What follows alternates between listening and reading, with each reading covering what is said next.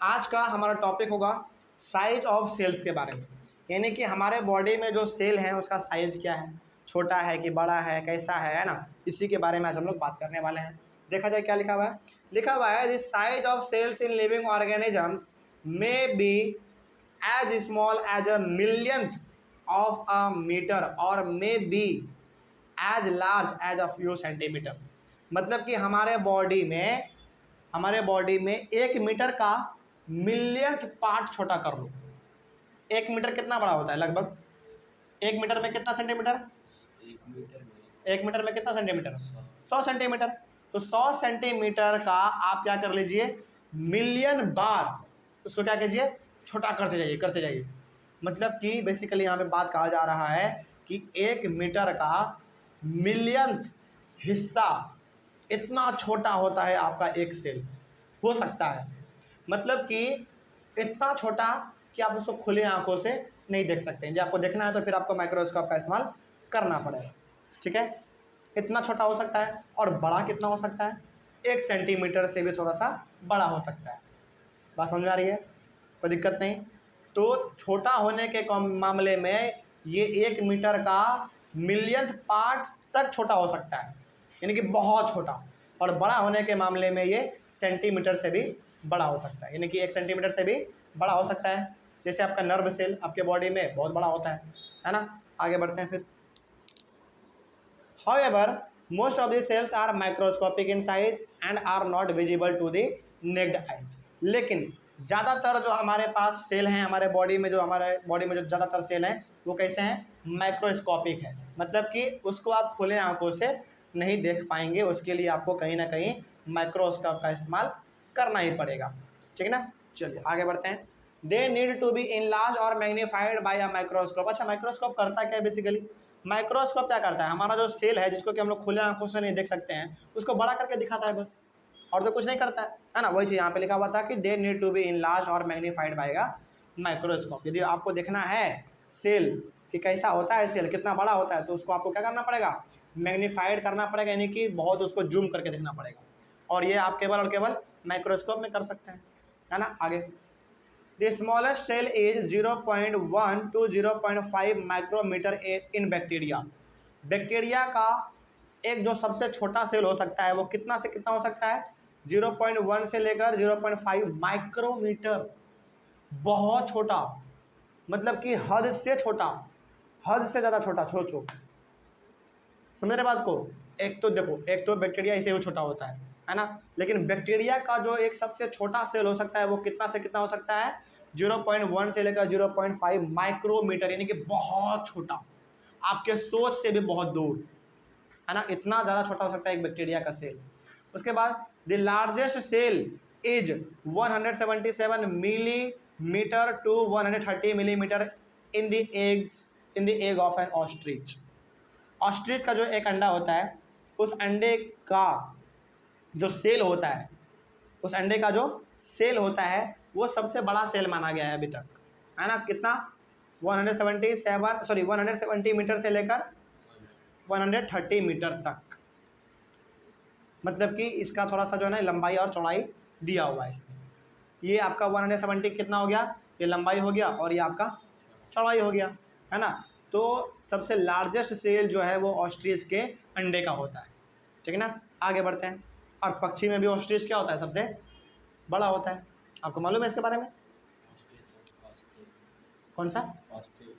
हाँ, ऑस्ट्रिच आपका ऑस्ट्रेलिया में ज़्यादातर पाया जाता है। वो थोड़ा सा पक्षी के मामले में बड़ा पक्षी है ना। आगे, इसको हम लोग हिंदी में शुतुरमुर्ग कहते हैं, है ना। आगे बढ़ते हैं। The size of the cells has no relation with the size of the body of the plant और एनिमल।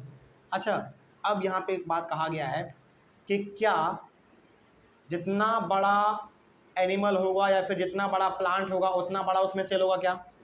इस पर डिपेंड करता है क्या? यानी कि सेल का जो साइज होगा वो कभी भी प्लांट के बॉडी या फिर एनिमल के बॉडी पे डिपेंड नहीं करता है। बात समझ में आ रही है? क्या समझे आप यहाँ पे?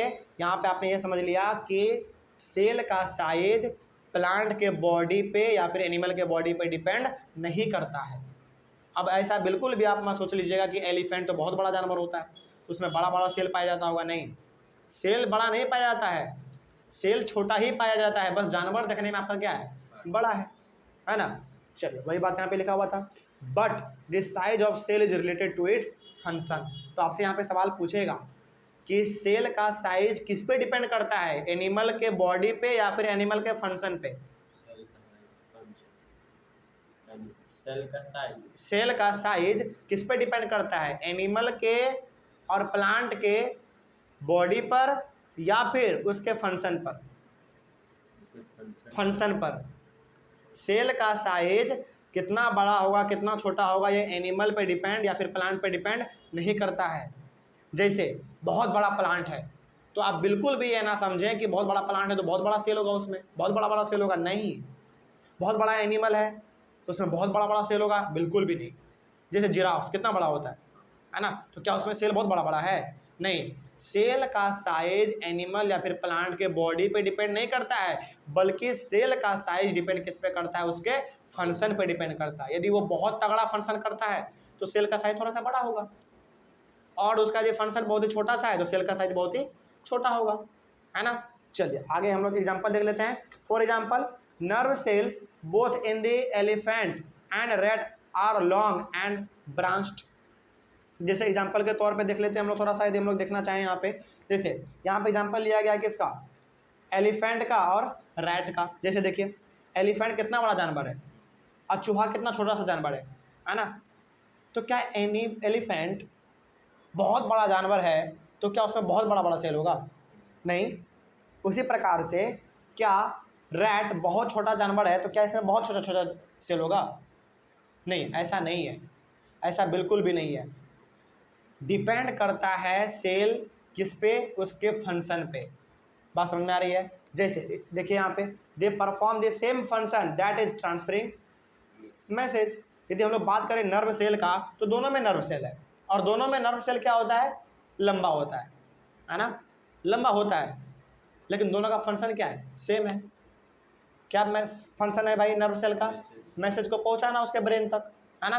तो यहाँ पे बेसिकली आपने ये समझ लिया, और ये पूछा भी जाता है कि सेल का साइज किस पे डिपेंड करेगा, एनिमल या फिर प्लांट के बॉडी पर या फिर उसके फंक्शन पर, उसके फंक्शन पर। यदि बहुत बड़ा फंक्शन है तो सेल क्या होगा, बहुत ही बड़ा होगा। यदि छोटा मोटा फंक्शन है तो सेल का साइज भी क्या होगा, छोटा सा होगा। जैसे नर्व सेल क्या हमारे बॉडी में बहुत बड़ा सेल है, क्यों भाई? क्योंकि ये बहुत बड़ा फंक्शन करता है मैसेज पहुंचाने का। जैसे यहाँ जैसे हम लोग बोल रहे हैं तो हमको क्या बोलना है, ये भी मैसेज हमारे ब्रेन तक कौन पहुंचा रहा है, नर्व सेल ही पहुंचा रहा है ना। तो ये चीज़ हमारा इसमें होता है। तो नर्व सेल चाहे वो एलिफेंट हो चाहे वो रैट हो, हमेशा लंबा ही होता है ना। तो बिल्कुल यहाँ पे आप ये कह सकते हैं कि सेल का साइज एनिमल या फिर प्लांट के बॉडी पे डिपेंड नहीं करता है, बल्कि उसके फंक्शन पे डिपेंड करता है।